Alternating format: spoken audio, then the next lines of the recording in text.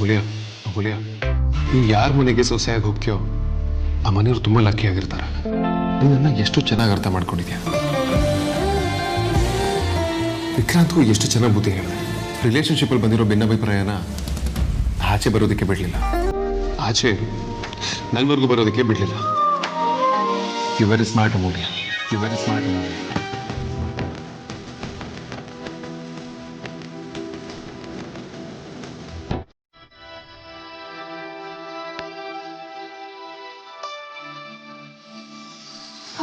Boss ಕರೆದ?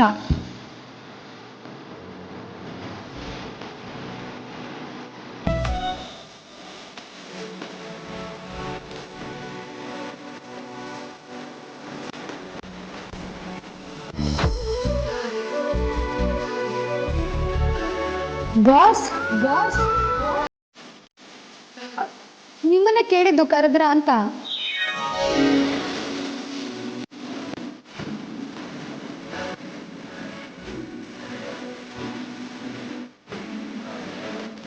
ಹಾ, ಆಚೆ ಹೋಗ್ಬೇಕು ಅಂತ ನೀವು ಹೇಳಿದ್ದೀರಾ. I was just waiting for it.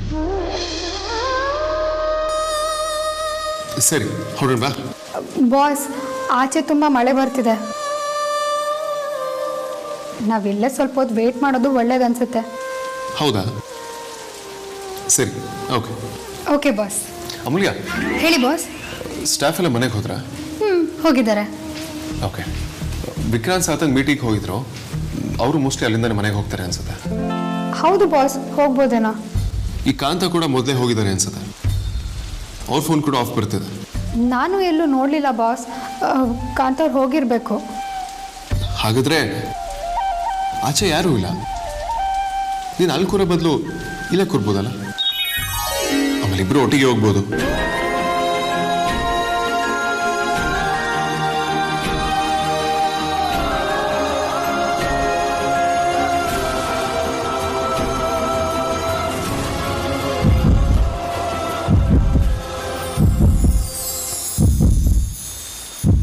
धीम तक तोम तक धीम तक तोम धीम तक तोम तक तो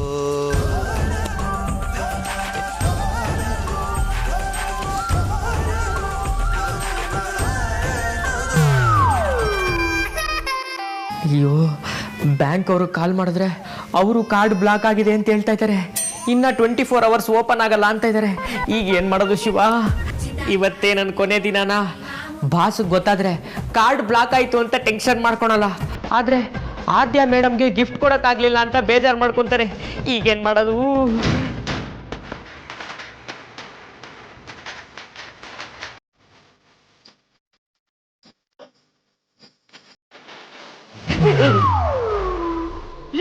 ನೋಡ್ಕೊಳ್ಳೋಣ ಗೊತ್ತಾಗಲ್ವಾ? ಯಾಕೆ ಇಷ್ಟು ಟೆನ್ಷನ್ ಮಾಡ್ತಿದ್ದೀರಾ?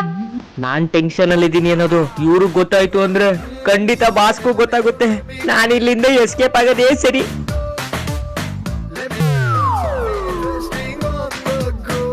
ಅದು ನಾನು ಬ್ಯಾಚುಲರು, ಸರಿಗೆ ಅಡುಗೆ ಮಾಡಕ್ ಬರಲ್ಲ. ಪಾನಿಪುರಿ ರಂಜಿತ ಏನೇನೋ ಕೊಟ್ಟ ಅಂತ ಫಾಸ್ಟ್ ಫುಡ್ ಚೆನ್ನಾಗಿ ತಿಂದ್ಬಿಟ್ಟೆ. ಈಗ ಆಗ್ತಾ ಇಲ್ಲ ಮೇಡಮ್. ಈ ವೇದಾಂತ್ ಯಾಕಿಂತ ನಾನ್ ಸೆನ್ಸ್ಗಳನ್ನ ಕೆಲ್ಸಕ್ಕೆ ತಗೊಂತಾರೋ ಗೊತ್ತಾಗಲ್ಲ. ಅಯ್ಯೋ, ಹೊಟ್ಟೆ ನೋವು ಮೇಡಮ್, ತಡ್ಕೊಳಕ್ ಆಗ್ತಾ ಇಲ್ಲ. ಲೀವ್ ತಗೊಳ್ಳೋಣ ಅಂದ್ರೆ ಬಾಸ್ ಬೇರೆ ಸಿಗ್ತಾ ಇಲ್ಲ. ಏನ್ ಮಾಡೋದು ಅಂತ ಗೊತ್ತಾಗ್ತಾ ಇಲ್ಲ. ಈಗಿಲ್ಲಿ ನಾನೇ HR ಹೆಡ್. ಅದಲ್ದೆ ಇನ್ ಸ್ವಲ್ಪ ದಿನದಲ್ಲಿ ನಾನೇ ವೇದಾಂತ್ನ ಮದ್ವೆ ಆಗೋಳು. ಸೊ ನೀವು ನನ್ನ ಹತ್ರ ಲೀವ್ ಕೇಳ್ಬೋದು. ನೀವು ಹೋಗಿ, ನಾನು ಹೇಳ್ತೀನಿ.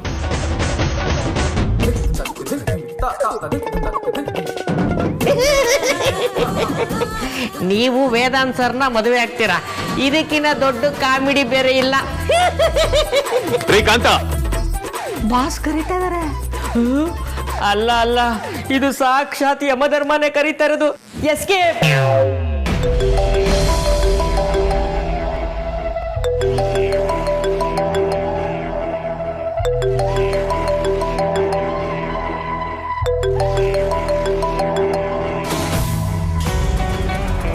ಕಾಲ್ ಮಾಡ್ತಿದ್ದಾಳೆ. ಸುಮ್ಮನೆ ತಲೆ ತಿಂತಾಳೆ. ಹೇಳು ಸಾಹಿತ್ಯ. ಅತ್ತೆ, ಇವತ್ತು ಆಫೀಸಲ್ಲಿ ಏನಾಗಿದೆ ಗೊತ್ತಾ ನಿಮಗೆ? ಕಿರ್ಚ್ಬೇಡ. ನೀನು ಆಫೀಸ್ನಲ್ಲಿ ಇದೆಯಾ ಅನ್ನೋದನ್ನು ಮರಿಬೇಡ. ನನ್ನಿಂದ ಇದನ್ನೆಲ್ಲ ನೋಡ್ಕೊಂಡು ಸುಮ್ಮನೆ ಇರೋಕ್ಕಾಗಲ್ಲ ಅತ್ತೆ. ಸರಿ, ಏನಾಯ್ತು ಅಂತ ಹೇಳು. ವೇದ ಮತ್ತೆ ಅಮೂಲ್ಯ ಒಟ್ಟಿಗೆ ಆಚೆ ಹೋಗ್ತಾರಂತೆ. ಅವಳು ಅದೇ ಆಫೀಸ್ನಲ್ಲಿ ಕೆಲಸ ಮಾಡೋದು. ಏನೋ ವರ್ಕ್ ಇರುತ್ತೆ. ನಂಗೆ ಅಷ್ಟು ಅರ್ಥ ಆಗಲ್ಲ ಅಂತ ಅನ್ಕೋಬೇಡಿ. ಪ್ರೊಫೆಷ್ನಲ್ ಯಾವುದು ಪರ್ಸ್ನಲ್ ಯಾವುದು ಅಂತ ಗೊತ್ತಾಗುತ್ತೆ ನನಗೆ. ಖಂಡಿತ ಅವ್ರ ಕೆಲ್ಸದ ಮೇಲಂತೂ ಹೋಗಲ್ಲ ಅನ್ನೋ ಗ್ಯಾರಂಟಿ ನಂಗಿದೆ. ವಾಟ್? ನಿನ್ನೆ ತಾನೇ ಮನೆಯಲ್ಲಿ ನಾನು ಇದ್ರ ಬಗ್ಗೆ ಅವನಿಗೆ ಬಿಸಿ ಮುಚ್ಚಿದ್ದೀನಿ. ನನಗಂತೂ ನನ್ನ ಲೈಫ್ ಸಿಕ್ಕಾಪಟ್ಟೆ ಟ್ವಿಸ್ಟ್ ಇರೋ ಮೂವಿ ಥರ ಫೀಲ್ ಆಗ್ತಿದೆ ಅತ್ತೆ. ಸೀರಿಯಲಲ್ಲಿ ವಿಲನ್ಗಳಿಗಾದರೂ ಬೆಲೆ ಇರುತ್ತೆ, ಆದರೆ ಈ ಮೂವಿಲಿ ನಾನು ಹೀರೋಯಿನ್ ಆದರೂ ನನ್ನ ಲೆಕ್ಕಕ್ಕೆ ಇಲ್ಲ.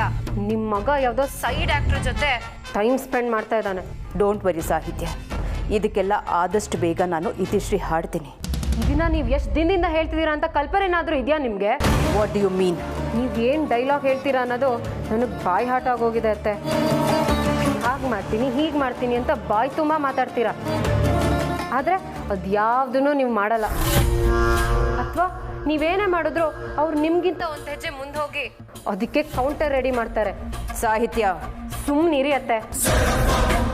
ಏನು ಮಾಡ್ತೀರೋ ಮಾಡಿ. ನೀವು ಇದನ್ನೆಲ್ಲ ಏನು ಮಾಡಿಲ್ಲ ಅಂದರೆ ನಾನೇ ಮಾಡ್ತೀನಿ. ನಾನು ಯಾರು, ನಾನು ಏನು ಮಾಡಬಲ್ಲೆ ಅನ್ನೋದನ್ನು ಪ್ರೂವ್ ಮಾಡಿ ತೋರಿಸ್ಬೇಕಾಗತ್ತೆ.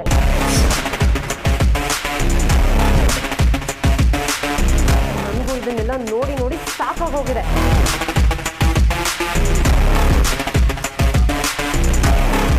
ನಾನ್ಸೆನ್ಸ್. ನಿನ್ನೆ ಮೊನ್ನೆ ಬಿದ್ದ ಮಳೆಗೆ ಹುಟ್ಟಿದ ಗಿಡಗಳೆಲ್ಲ ನನ್ನ ವಿರುದ್ಧನೇ ಗಾಳಿ ಬೀಸಕ್ಕೆ ಶುರು ಮಾಡ್ಕೊಂಡಿವೆ.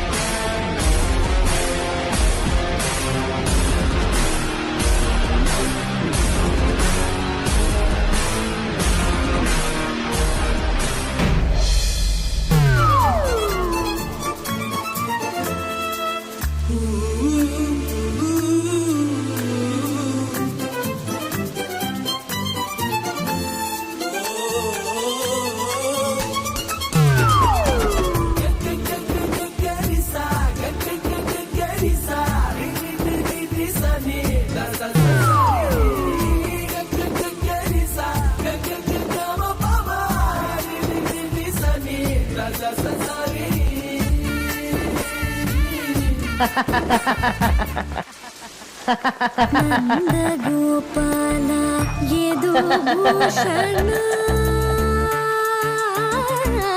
ಪ್ರಿಯ ಗೋಪಿಲಾಲ Mukunda Krishna oh my lovely ಲಲನಾ ಓ ಮೈ ಲವ್ಲಿ ಲಲನಾ ಓ ಮೈ ಲವ್ಲಿ ಲಲನಾ ಓ ಮೈ ಲವ್.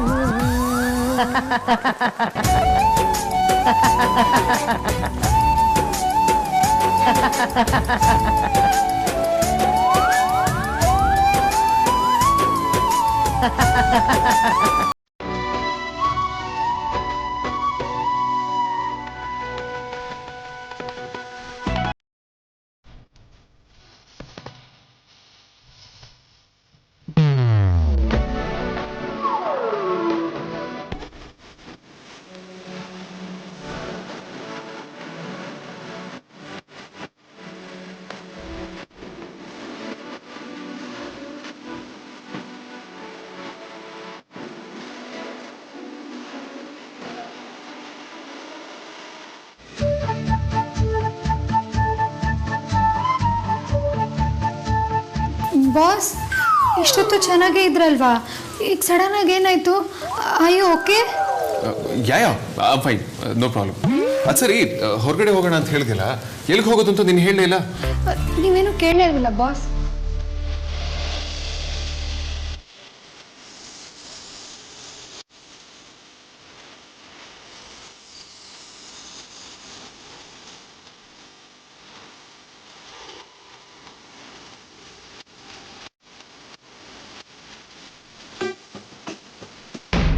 ಅದಕ್ಕೆ ದಯವಿಟ್ಟು ನನಗೆ ಕ್ಷಮಿಸ್ಬಿಡಿ. I am sorry. ತುಂಬ ನೋವಾಗ್ತಿದ್ಯಾ? ನೀನೇನಾದರೂ ಬೇಕು ಅಂತ ಮಾಡಿದ್ಯಾ ಆರ್ತಿ? ಯಾಕೆ ಇಷ್ಟು ಫೀಲ್ ಆಗ್ತಾ ಇದೆಯಾ? ನಂಗೆ ಏನೂ ಆಗಿಲ್ಲ. ಅದು ಹಾಗಲ್ಲ ಅದಕ್ಕೆ. ಅದು ಹೇಗೂ ಅಲ್ಲ, ಹಾಗೇನೆ ನೀನು ವಿಕ್ಕಿ ಅಣ್ಣ ಸಾರ್ಥಕ್ ಅಮ್ಮ ಎಲ್ಲನೂ ಸೇರಿ ಇಷ್ಟು ಸಣ್ಣ ವಿಷಯನ ದೊಡ್ಡ ಮಾಡಿಬಿಟ್ರಿ. ಈಗಲಾದ್ರೂ ಅದನ್ನು ಇಲ್ಲಿಗೆ ಬಿಡಿ. ನೀವೀಗ ಪ್ರೆಗ್ನೆಂಟ್ ಅಲ್ವಾ, ಎಲ್ಲರೂ ಸೇರಿ ನಿಮ್ಮನ್ನು ಕೇರ್ ಮಾಡಬೇಕು. ಆದರೆ ನಾನೇ ಕೇರ್ಲೆಸ್ ಆಗಿ ನಡ್ಕೊಂಡೆ ಅಂತ ತುಂಬ ಪಶ್ಚಾತ್ತಾಪ ಆಗ್ತಿದೆ. ಅದಕ್ಕೆ ಪ್ರೆಗ್ನೆಂಟ್ ಹೌದು, ಕೇರ್ ಮಾಡಬೇಕು, ಎಲ್ಲ ಸರಿನೇ. ಆದರೆ ನೀವೆಲ್ಲ ಸೇರಿಕೊಂಡು ಎಷ್ಟು ಕೇರ್ ಮಾಡಬೇಕು ಅದಕ್ಕಿಂತ ಜಾಸ್ತಿ ಮಾಡ್ತಾ ಇದ್ದೀರಾ. ಇಂಥದನ್ನೆಲ್ಲ ಯಾರಾದ್ರೂ ಬೇಕು ಅಂತ ಮಾಡ್ತಾರಾ? ಅದರಲ್ಲೂ ನಿನ್ನ ಮೇಲೆ ಒಂಚೂರು ಅನುಮಾನ ಇಲ್ಲ ಆರ್ತಿ. ನಿಜವಾಗ್ಲೂ ನಾನು ಬೇಕು ಅಂತ ಮಾಡಲಿಲ್ಲ ಅದಕ್ಕೆ. ಆದರೂ ನಾನು ನಾಜೂಕಾಗಿ ಕೆಲಸದ ಮೇಲೆ ಇನ್ನೂ ಹೆಚ್ಚು ಗಮನ ಕೊಟ್ಟಿದ್ದಿದ್ರೆ ಈಗ ಆಗ್ತಿರ್ಲಿಲ್ಲ. ಯಾಕೆ ಆರ್ತಿ ಸುಮ್ಮನೆ ಬೇಜಾರು ಮಾಡ್ಕೊಳ್ತಾ ಇದೆಯಾ? ಈಗ ಆಗಿರೋದನ್ನ ನಿನ್ನ ಕೈಯಲ್ಲಾಗಲಿ ನನ್ನ ಕೈಯಲ್ಲಾಗಲಿ ಬದಲಾಗ್ಸೋಕ್ಕಾಗತ್ತಾ? ಇಲ್ಲ ತಾನೇ. ಮತ್ತಿದನ್ನು ಬಿಟ್ಟಾಕು.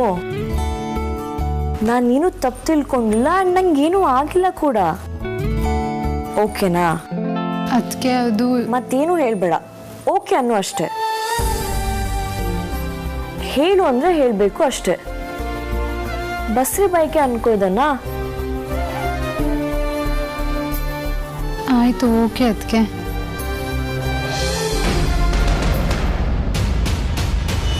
ಎಷ್ಟೇ ಮರೆಯೋಕ್ಕೆ ಪ್ರಯತ್ನ ಪಟ್ಟರು ಇವತ್ತು ಆಫೀಸಲ್ಲಿ ನಡೆದಿದ್ದ ಪ್ರೆಸೆಂಟೇಷನ್ ವಿಷಯ ಮರೆಯೋಕೆ ಆಗ್ತಿಲ್ವಲ್ಲ.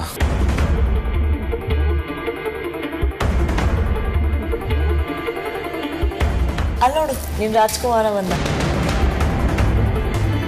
ಅದ್ಯಾ ಈಗ ಹೇಗಿದೆಯಾ? Thanks all right.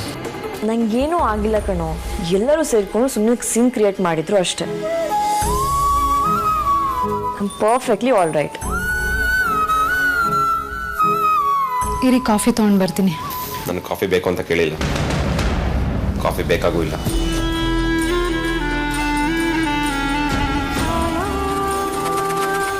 ಬಿಡು ಆರ್ತಿ, ಸ್ಟ್ರೆಸ್ ಆಗಿದ್ದಾನೆ ಅನ್ಸುತ್ತೆ.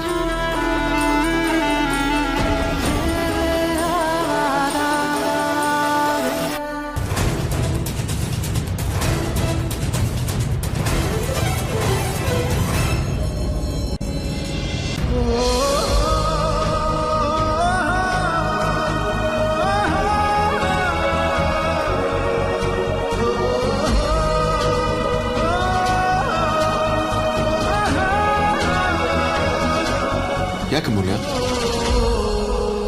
ಚಳಿ ಆಗ್ತಿದೆಯಾ? ಕಾಫಿ ಆರ್ಡರ್ ಮಾಡಲಾ? ಆರ್ಡ್ರ್ ಮಾಡ್ಬೋದು, ಆದರೆ ಕಾಫಿ ಬರಲ್ಲ ಅಷ್ಟೇ. ಬರಲ್ಲ? ಯಾಕೆ ಬರಲ್ಲ? ಯಾಕೆ ಅಂದರೆ ಆಫೀಸಲ್ಲಿ ಯಾರೂ ಇಲ್ಲ, ಎಲ್ಲರೂ ಆಗಲೇ ಹೋಗಾಯ್ತು. ನಾವು ಹೋಗೋಣ, ನಡೀರಿ. ಹೇಗೆ ಹೋಗೋದು? ಆಚೆ ಕಡೆ ತುಂಬ ಮಳೆ ಬರ್ತಿದೆ, ಟ್ರಾಫಿಕ್ ಜಾಮ್ ಬೇರೆ ಆಗಿರುತ್ತೆ. ಮಧ್ಯದಲ್ಲಿ ಕಾರಿಂದ ಕೆಳಗಡೆ ಇಳೋದಕ್ಕೂ ಆಗಲ್ಲ. ಹಾಂ, ಅದು ನಿಜಾನೇ. ಅದು ಸರಿ, ನಾವು ಎಲ್ಲಿಗೆ ಹೊರಟಿದ್ದೀವಿ? ಅದು ಅಪ್ಪಂಗೆ ಸೂಟ್ ತಗೊಳ್ಬೇಕು ಅಂತ ಹೇಳಿದ್ನಲ್ವಾ, ಅದಕ್ಕೆ ನಿಮ್ಮ ಹೆಲ್ಪ್ ಬೇಕೇ ಬೇಕು. ಅದಕ್ಕೆ ನೀವು ಬನ್ನಿ ಅಂತ ಹೇಳಿದ್ದು. ಓಹ್ ಹೌದಾ, ದ್ಯಾಟ್ಸ್ ಓಕೆ.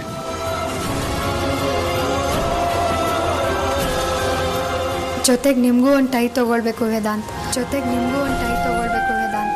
ಅದನ್ನು ಮೊದಲೇ ಹೇಳಿದ್ರೆ ನೀವು ಒಪ್ಪಲ್ಲ ಅಂತ ಗೊತ್ತು.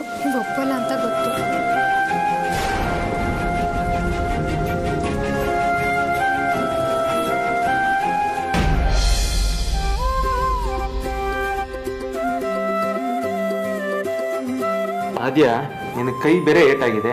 ಈ ಟೈಮಲ್ಲಿ ನಿಫ್ಟಿಂಗ್ ಸರ್ಕಸ್ ಎಲ್ಲ ಬೇಕಾ? ಅಮ್ಮ ಮನೆ ಕೆಲಸ ಯಾವುದೂ ಮಾಡಕ್ಕೆ ಬಿಡಲ್ಲ. ವಿಕ್ಕಣ್ಣನ ಮದುವೆ ಆದಮೇಲೆ ನಾನೇ ಆಫೀಸಿಗೆ ಬಂದು ನಿಮಗೆ ಹೆಲ್ಪ್ ಮಾಡೋಣ ಅಂತ ಅಂದ್ಕೊಂಡಿದ್ದೆ. ಹೀಗಾದ್ಮೇಲೆ ಅಣ್ಣನೂ ಬಿಡಲ್ಲ. ಯಾಕೆ ಬಿಡಬೇಕು ಅಂತೀನಿ? ನೀನು ಆರಾಮಾಗಿರು, ಯಾವ ಸಾಬ್ರಿಗೂ ಕೈ ಹಾಕೋ ಅಗತ್ಯ ಇಲ್ಲ. ಸಾಕು, ಸುಮ್ಮನಿರಿ ಸಾರ್ಥಕ್. ಏನೂ ಮಾಡಬಾರ್ದು ಅಂದರೆ ಬೋರ್ ಆಗಲ್ವಾ? 3 ಹೊತ್ತು ಉಣ್ಕೊಂಡು ತಿನ್ಕೊಂಡು ಸುಮ್ಮನೆ ಕುತ್ಕೊಳ್ಳೋಕ್ಕಾಗತ್ತಾ? ನೋಡ್ಚಿನ್ನ, ಮಗು ಬರೋವರೆಗೂ ನೀನೇನು ಮಾಡೋ ಅಗತ್ಯ ಇಲ್ಲ. ನಿನ್ನ ಕನಸು ಕಾಳಜಿ ಎಲ್ಲ ಮಗು ಬಗ್ಗೆ ಮತ್ತೆ ನಿನ್ನ ಬಗ್ಗೆ ಮಾತ್ರ ಇರಲಿ. ಇದೊಂದು ಹೇಳಿ ಎಲ್ಲರೂ ನನ್ನ ಬಾಯಿ ಮುಚ್ಚಿಸ್ಬಿಡಿ. ಹೌದು, ಆಫೀಸಲ್ಲಿ ಏನು ನಡೀತಾ ಇದೆ? ಸಾರಿಕಾ ಬೇರೆ ಇಲ್ವಲ್ಲ? ಸಾಹಿತ್ಯ ತಪ್ಪುಗಳಿದ್ದಾಳ ಅಥವಾ ಇವಾಗಲೂ ಬಾಲ ಬೀಸ್ತಾ ಇದ್ದಾಳ? ಅಲ್ಲೂ ಸಾಹಿತ್ಯನ ಅವಾಗ ಕಮ್ಮಿ ಆಗ್ಬಿಟ್ಟಿದೆ. ಅದ್ಯಾ, ಯಾರು ನಿಮ್ಮ ಅಣ್ಣನ ಮದುವೆ ಬಗ್ಗೆ ಮಾತಾಡ್ತಾನೆ ಇಲ್ಲ. ಬಿಡ್ತು ಅನ್ರಿ, ಖರ್ಚಿಗೆ ಬೇಕಾ ನಿಮ್ಗೆ? ಎದುರಿಸ್ಬೇಡ್ವೆ, ಇರೋದನ್ನ ಹೇಳಿದೆ ಅಷ್ಟೇ. ನನಗೂ ಅಮ್ಮು ಮತ್ತೆ ವೇದಾಂತ್ ಒಂದಾಗೋದೇ ಬೇಕಾಗಿರೋದು. ಆದ್ರೆ ಏನ್ ಮಾಡೋದು? ಅವ್ರನ್ನ ನೋಡಿದ್ರೆ ಅದು ಆಗೋ ಹಾಗೆ ಕಾಣ್ತಿಲ್ಲ. ನಿಮಗೆ ನನ್ನ ಅಣ್ಣನ ಬಗ್ಗೆ ಗೊತ್ತಿಲ್ಲ. ನಿನ್ನೇನು ಗೊತ್ತಾಗಬೇಕು? ಮದುವೆ ಆದ್ಮೇಲೆ ನೀನು ಅವ್ರನ್ನ ನೋಡೋದಕ್ಕಿಂತ ಜಾಸ್ತಿ ನಾನು ನೋಡ್ತೀನಿ, ಡೈಲಿ ನೋಡ್ತಾನೆ ಇದ್ದೀನಿ. ನೋಡಿದ್ರೆ ಸಾಕಾಗಲ್ಲ, ಸ್ವಲ್ಪ ಅರ್ಥನೂ ಮಾಡ್ಕೋಬೇಕು. ಅಣ್ಣ ಹುಡುಗಿರ ವಿಚಾರದಲ್ಲಿ ತುಂಬಾನೇ ಸ್ಲೋ. ಮೊದಲು ಅಮ್ಮನ ತನ್ನ ವೈರಿ ಅಂತಿದ್ದ, ಆಮೇಲೆ ಫ್ರೆಂಡ್ ಅಂದ, ಈಗೀಗ ತನ್ನ ಬೆಸ್ಟ್ ಫ್ರೆಂಡ್ ಅಂತ ಹೇಳಕ್ ಶುರು ಮಾಡಿದಾನೆ. ಮೊನ್ನೆ ಗಂಡ ಹೆಂಡತಿ ತರ ಆಕ್ಟ್ ಮಾಡಕ್ಕೂ ಒಪ್ಕೊಂಡ. ಇಷ್ಟು ಸಾಲ್ದಾ? ಅದೆಲ್ಲ ಏನೇ ಇರಲಿ, ಆದರೆ ಆಗ್ಬೇಕಾಗಿರೋದು ಬೇರೆನೇ ಅಲ್ವಾ? ಇಷ್ಟೆಲ್ಲ ಆಗಿದೆ ಅಂದಮೇಲೆ ಅದನ್ನು ಆಗತ್ತೆ ಸಾರ್ಥಕ್. ನನಗೆ ಆ ಕಾನ್ಫಿಡೆನ್ಸ್ ಇದೆ. ಏನಪ್ಪ, ನಿಮ್ಮ ಅಣ್ಣನಿಗೆ ಎಲ್ಲ ಇರೋ ಥರನೇ ರಿಯಲೈಸ್ ಆಗೋಷ್ಟರಲ್ಲಿ ಕಾಲ ಮಿಂಚೋಗಿ ಅವನಿಗೆ ಸಾಹಿತ್ಯನ ಜೊತೆ ಮದುವೆ ಫಿಕ್ಸ್ ಆಗದೆ ಇದ್ರೆ ಅಷ್ಟೇ ಸಾಕು.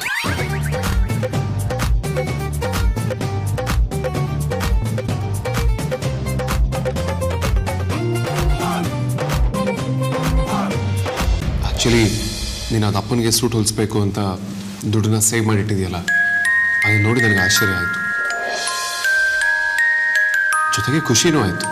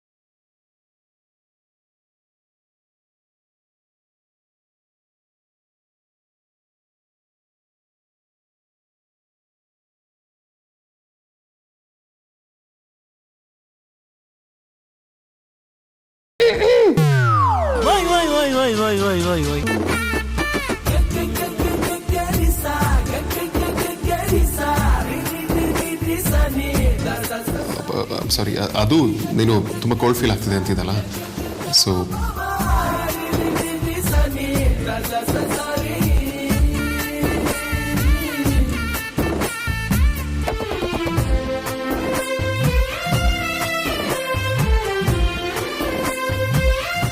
ಯಾಕೆ ನಗ್ತಿದ್ಯಾ? ಏನಿಲ್ಲ, ನಾನು ನಿಮ್ಮ ಹತ್ರ ಒಂದು ಮಾತು ಕೇಳ್ಬೋದಾ? ಅದಕ್ಕೇನಂತೆ, ಕೇಳು. ಅಲ್ಲ, ನೀವು ನನ್ನ ಜೊತೆ ಕಳೆಯೋ ಅರ್ಧದಷ್ಟು ಟೈಮು ಸಾಹಿತ್ಯನ ಜೊತೆ ಕಳೆಯಲ್ಲ, ಮತ್ತು ಹೇಗೆ ಅವಳ ಜೊತೆ ಪೂರ್ತಿ ಜೀವನನ ಕಳೆಯೋದಕ್ಕೆ ರೆಡಿಯಾಗಿದ್ದೀರಾ?